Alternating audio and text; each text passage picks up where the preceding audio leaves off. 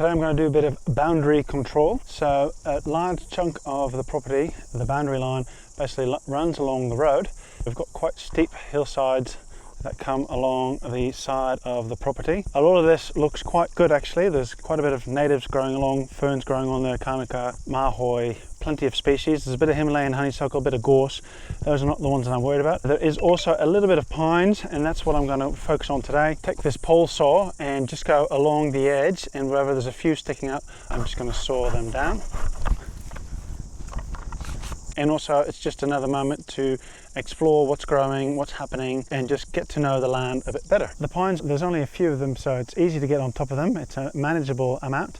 And also I don't want them to become big, because whenever we'll get a southerly from that direction and they're nice and big and they've got cones and seed on them, they'll grow upwards and then the wind will blow all that seed back onto the land. The earlier we can prevent that from happening, I guess the better. Because it's quite a steep bank in most of the spots where it meets the road, I don't want to remove too much vegetation. So the things like the gorse, the broom, even Himalayan honeysuckle, those kinds of things, and all the natives of course, they're allowed to stay, because I don't want to destabilize the bank to such an extent that it just comes tumbling down onto the road. So it's a job that I'm hoping that is going to be a one-off job, because there's not a lot of pine pressure coming from the road or from the properties on the side of the road. So once we get them off the boundary line, they shouldn't be an issue going forward anymore.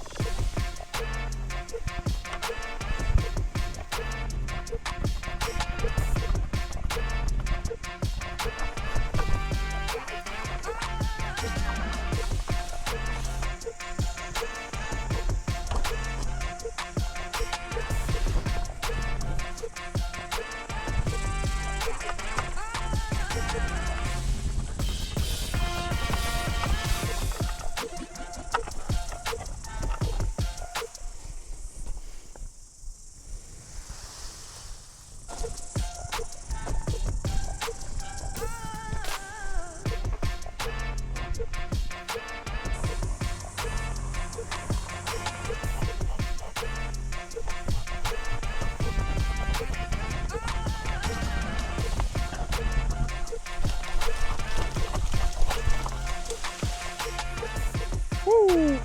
Got it.